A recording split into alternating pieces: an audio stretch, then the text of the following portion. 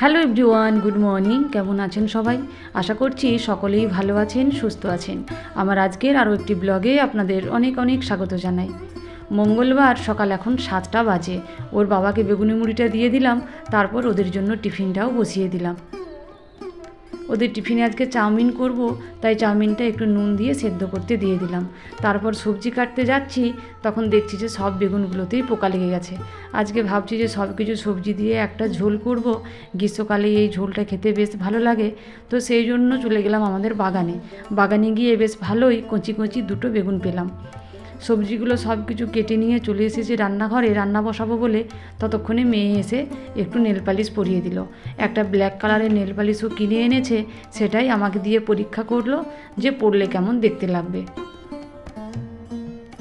সবজিগুলো কেটে ধুয়ে রেডি করে নিলাম, তারপর ভাতটা নামিয়ে গ্যাসটা মুছে নিয়েছি। আগে ওদের টিফিনটা করে নেব, তারপর গ্যাসটা আবার সগড়ি যাই হোক কিছু করবো।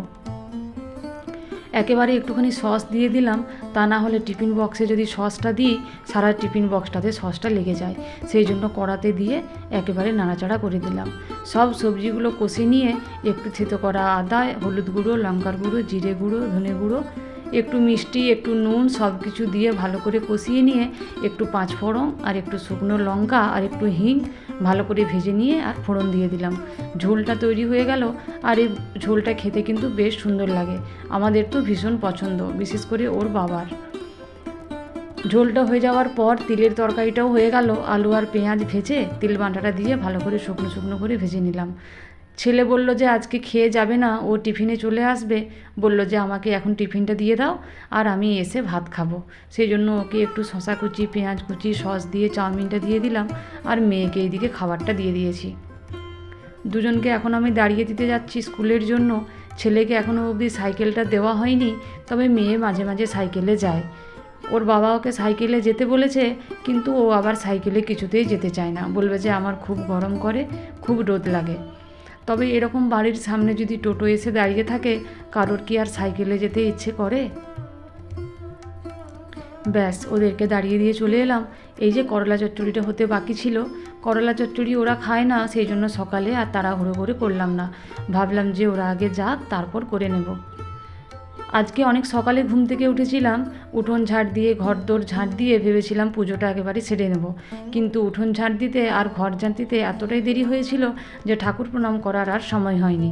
তখন ভাবলাম যে রান্নাবান্নাটা আগে সেরে নিই, তারপর ঠাকুরকে প্রণাম করব। কিন্তু ওই যে একবার রান্নাঘরে ঢুকে গেলে আর বেরোনো হয় না। তাছাড়া ঠাকুর প্রণাম করতে গেলে আবার ঘুরে গা ধুতে হবে, তো সেই জন্য আর করা হয়নি। ভেবেছিলাম যে ওরা স্কুলে যাওয়ার পর আমি গা ধুয়ে আগে ঠাকুর প্রণামটা করে নেব, তারপর বাসনপত্রগুলো ধোবো। বাসন ধুতে হবে, তার কারণ হচ্ছে যে আমাদের বাসন ধোবে তার তো নাতনির বিয়ে, সে তো আমি আর একদিন বলেছি। তো সেই জন্য রান্নাঘরের কোণে অনেকগুলো বাসন জড়ো করা আছে। আমি গা ধুয়ে পুজো করবো বলে বাথরুমে ঢুকেছিলাম, কারণ পুজোটা না সারলে দুটি খেতে পাবো না, সেই জন্য। আর এদিকে 12টা বেজেও গেছে। ভাবলাম যে রান্নাটা আগে অন্তত কমপ্লিট করে নিই, তারপর গা ধুয়ে পুজো করব। কিন্তু বাথরুমের ভেতরে যখন ঢুকেছি এত গরম দিচ্ছিল যে আর গা ধুয়ে বেরিয়ে আসতে ইচ্ছে করেনি। একেবারে স্নানটা সেরে নিয়েছি, এবার পুজোটা সেরে নিচ্ছি। স্নান করে শরীরটাই বিশাল আরাম হয়েছে ঠিক কথা, কিন্তু মনে মনে একটাই টেনশন হচ্ছে যে রান্নাঘরের কোণে অনেকগুলো বাসন জড়ো করা আছে। স্নান করে এবার রান্নাঘর ধুতে হবে, বাসন ধুতে হবে। তখন মনে মনে আফসোসও হচ্ছে যে কেন বাসনগুলো আর রান্নাঘরটা ধুয়ে গেলাম না। দেরি তো হয়েই ছিল, আরও আধ ঘন্টা 40 মিনিট না হয় দেরি হতো। এই যে অনেকগুলো বাসন আছে এইখানটায়। এখন ওই মোটামুটি 12টা 15-20 মতো বেজে গেছে। তবে এখনই বাসনগুলো ধোবো না, আগে একটু খেয়ে নিই, তারপর বাসনগুলো ধোবো। সকাল থেকে জল খেয়েছিলাম না, একটু প্রথমে জল খেয়ে নিলাম, এবার অল্প কটা খেয়ে নিই, তারপর দেখছি কি করা যায়। আজকে আর মুড়ি খেলাম না। এই যে ঝোলটা সেই যখন থেকে রান্না করেছি তখন থেকে মনে হচ্ছে কখন একটু খাই। অল্প কটা গরম ভাত নিলাম আর একটুখানি ঝোল নিলাম, এবার এটা খেয়ে নিই।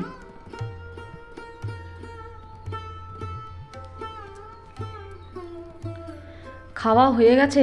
খাওয়ার পর আমি একটা সেকেন্ডের জন্য কিন্তু বসিনি। একবার যদি ফ্যানের হাওয়ায় ঠান্ডা ঘরে বসি তাহলে এই বাসন ধোয়ার অনিচ্ছাটা একদম দ্বিগুণ হয়ে যাবে। তো সেই জন্য ঘরে আর বসলাম না, আগে বাসনগুলো ধুতে বসে গেলাম। মনে হচ্ছে মাথার ওপরে বিশাল বড় একটা বোঝা চাপানো আছে, আগে সেই বোঝাটাকে নামাই। বাসনপত্রগুলো বেশিরভাগ বাইরেই ধোয়া হয়, কিন্তু আজকে বাইরে যাওয়ার মতো পরিস্থিতি নেই। বাইরেটা এত গরম, উঠোনটাতে একদম পা দেওয়া যাচ্ছে না। স্নানও হয়ে গেছে, তবে যে কটা দিন এই যে রোদ গরমের দিনটা, যে কটা দিন আমাদের বাসন ধুতে আসবে না, আমি কিন্তু এইখানটাতেই বসে বসে বাসন ধোবো। রান্নাঘরের সিঙ্কটাতে সব বাসনগুলো ধরবে না, সেই জন্য রান্নাঘরের কোনায় সব বাসনগুলো জড়ো করে রেখেছি। এবার সবগুলো একসঙ্গে মেজে নেব, আর একটা একটা করে গোছ সিঙ্কের মধ্যে তুলে তুলে ধুয়ে নেব। বাসনটা মাজার সময় আমি সব কিছু গুছিয়েই নিই একেবারে, যাতে একটা করে করে গোছ তুলে নিয়ে ধুতে সুবিধা হয়। আমার কিন্তু এই রান্নাঘরটাতেই বাসন ধুতে ভালো লাগে, কারণ ওই যে বাইরে যতবার বাসনগুলো জড়ো হবে ততবার বাইরে নামাতে যেতে হবে। ওই যাওয়া আসা করতেই আমার ভীষণ বিরক্ত লাগে। আর রান্নাঘরের কোণে হলে কি হয়, যতগুলো বাসন হোক না কেন আমি তাড়াতাড়ি করে ওইখানটায় নামাতে পারি। তারপর সব একসঙ্গে জড়ো করে আর ধুয়ে নিই। সব কিছু বাসনগুলো নামাতেও যেতে হয় না, আবার নিয়ে আসতেও হয় না। এই যে সব বাসনগুলো সুন্দর করে ধুয়ে নিলাম, সবার নিচে দিলাম থালাগুলো, তারপর গামলাগুলো, তারপর ছোট ছোট বাসনগুলো দিলাম, যাতে খোঁজার সময় অসুবিধে না হয়, সহজে যাতে দেখতে পাওয়া যায়। সবার উপরে একটা হ্যাট পরিয়ে দিলাম বাসন রাখা ঝুড়িটা। এই ডেকচিটাকে আমার সবসময়ই সেই সাহেবদের হ্যাট টুপিগুলোর মতো দেখতে লাগে। বাসনপত্রগুলো সবই ধোয়া হয়ে গেছে, আর গ্যাসটাও ধোয়া হয়ে গেছে। এবার রান্নাঘরের মেঝেটা ভালো করে ধুয়ে নেব। এইখানটায় বসে বসে বাসনগুলো মাজলাম, এখানটা ভালো করে ধুয়ে নিচ্ছি। তবে এখানটায় বসে বাসন না মাজলেও রান্নাঘরটা আমরা প্রতিদিন জল ঢেলে ধুয়ে নিই। আর এখন তো গ্রীষ্মকাল, এখন তো রান্নাঘরটা ধোয়ার কোনো অসুবিধেই নেই। যতই জল ঢালি না কেন একদমই শুকনো হয়ে যায়। তবে বর্ষাকালেই কি আর শীতকালেই কি রান্নাঘরটা আমরা এরকম জল ঢেলেই ধুয়ে নিই। তবে বর্ষাকালে একটুখানি ওই যে ঘর মোছার যে মপটা থাকে সেটা বুলিয়ে দিই। তবে এখন আর বোলানোর প্রয়োজন পড়বে না, এমনিতেই শুকনো হয়ে যাবে। একদম পরিষ্কার হয়ে গেছে। একটু আগে এইখানটায় বসে বসে অতগুলো বাসন মাজলাম, দেখলে মনে হচ্ছে আর একদম পরিষ্কার হয়ে গেছে।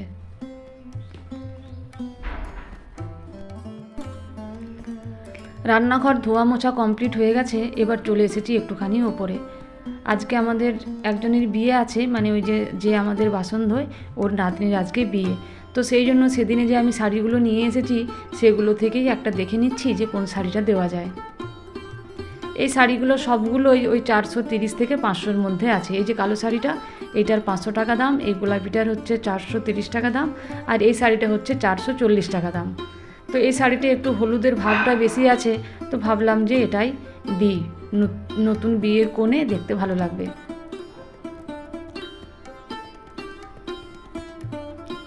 সেদিনে শাড়িগুলো আমি ভিডিও করেছিলাম, তো প্লাস্টিকগুলো খুলেছিলাম, সেই তখন থেকে এই প্লাস্টিকগুলো আর পরানো হয়নি। তবে প্লাস্টিকগুলো আমি যত্ন করেই রেখে দিয়েছিলাম। প্লাস্টিকগুলো আর শাড়ির যে ক্যাটালগুলো ছিল সেইগুলো সবই আমি যত্ন করে রেখে দিয়েছিলাম। এবার এটা থেকে একটা ক্যাটালগ বেছে নিয়ে ওই শাড়িটাতে পরিয়ে দেব।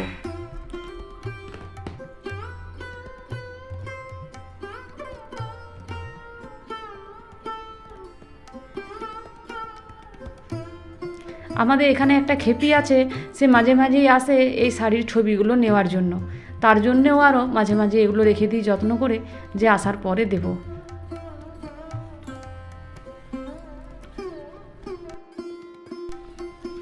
বাকি শাড়িগুলোও আমি প্লাস্টিকের মধ্যে ঢুকিয়ে দিলাম। আর এই যে বালিশের কভারগুলো সেদিন কিনে নিয়ে এসেছিলাম, এগুলো দেখানো হয়নি, এগুলো একটু দেখিয়ে দিলাম। তবে এগুলো কিন্তু ডিসকাউন্ট নয়, এগুলো এমনিই নিয়ে এসেছি। সবগুলো ভালো করে আরও একবার গুছিয়ে ভরে দিচ্ছি। এই কদিন আগেই একবার গুছিয়ে ঢুকিয়েছিলাম, আবার আজকে সব কিছু ভালো করে গুছিয়ে আরও একবার ট্যাঙ্কের মধ্যে ভরে রেখে দেব।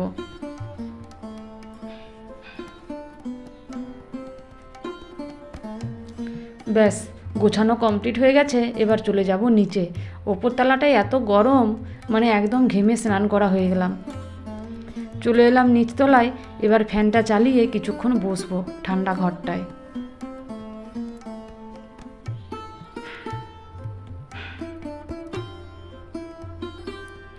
যদি একটু শুই একদমই ঘুমিয়ে পড়বো, তা না হলে কিন্তু ভীষণভাবে এখন শুতে ইচ্ছে করছে।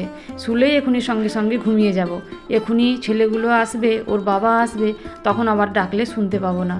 কপারটা সামনের দেওয়া আছে, তো তখন আবার খুলতে অসুবিধে হবে, তো সেই জন্য আর শুলাম না, একটুখানি বসেই থাকলাম। সন্ধে এখন 7টা বাজে, চলে এসেছি ওপরে রেডি হওয়ার জন্য। দুপুরবেলা ওরা সবাই একটুখানি করে শুয়েছিল, তবে আমার শোয়া হয়নি। ভিডিও এডিট করছিলাম, যদিও এডিট করা ভিডিওটি আর কোনো কাজে লাগেনি, ডিলিট হয়ে গেছে। ফোনটার মেমোরিটা একদমই ফুল হয়ে গেছে, এক এক করে সব এবার ডিলিট করতে হবে। মাঝখানে কিছুদিন ভিডিও দেওয়া বন্ধ করে দিয়েছিলাম, কিন্তু ভিডিও করা বন্ধ করা হয়নি। এবার সেই ভিডিওগুলো তো এডিট করে করে পোস্ট করা হয়নি, পুরো গ্যালারি ভর্তি হয়ে সেই ভিডিওগুলো রয়ে গেছে। তো দেখতে হবে কি করা যায়। এখন আপাতত রেডিটা হয়ে নিই। আমি রেডি হলাম, এবার মেয়েকে রেডি হতে বললাম। মেয়েকে সবার প্রথমে এই সাদা জামাটি দিয়েছিলাম পরতে, কিন্তু এই জামাটি এত টাইট, পিঠের চেনটা খুলে যাচ্ছিল। তারপর আবার কোনো রকমের চেনটা লাগিয়ে দিলাম। এবার ও এখন রেডি হচ্ছে, আমিও একদিকে রেডি হচ্ছি। তবে ও যতদিন বড় হয়েছে ততদিন এই বড় আয়নাটি আমি কিন্তু পাইনি।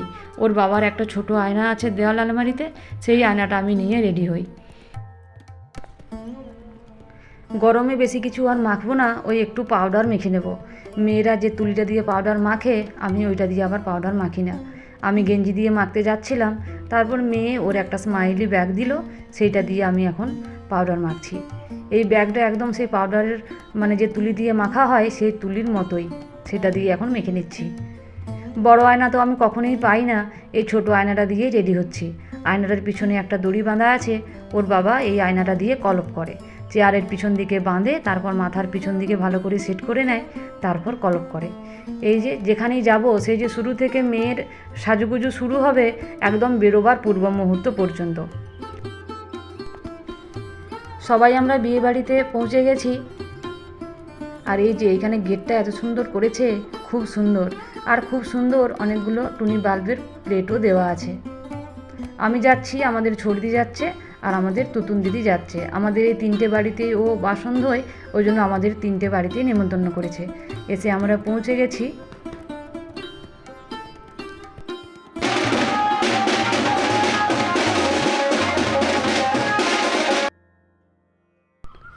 যে জামাটা পরে মেয়ে রেডি হয়েছিল, সেই জামাটা নামার সময় পিছনের চেনটা কেটে গেল, তো আবার ওই জামাটা চেঞ্জ করে একটা কুর্তি পরলো।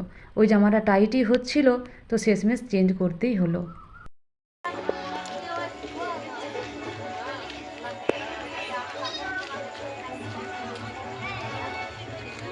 হয়ে গেছে, বসছিলাম।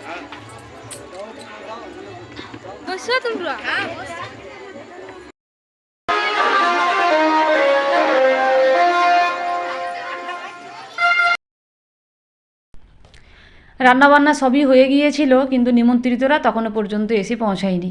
আমরা একটু আগেই এসেছিলাম, তারপর ওদের বাড়িতে এসে অনেকক্ষণ বসেছিলাম। কেউ আসছে না দেখে আমাদের ছেলে মেয়েটাকে খাবারের জন্য বসিয়ে দেওয়া হয়েছিল। প্যান্ডেলটা একদমই ফাঁকা ছিল।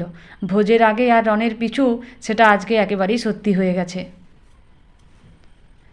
ঠিক আছে বন্ধুরা, ভিডিওটা আমি আজকের মতো এখানেই শেষ করলাম। সকলেই ভালো থাকবেন, সুস্থ থাকবেন, সাবধানে থাকবেন। দেখা হবে খুব শীঘ্রই পরের আর একটা ভিডিওতে।